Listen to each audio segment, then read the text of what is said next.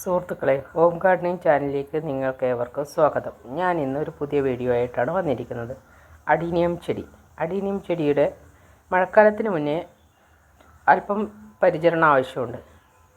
ആയതിനാൽ ഷേഡുള്ള മേഖലയിലേക്കെല്ലാം എടുത്ത് മാറ്റി വയ്ക്കുക.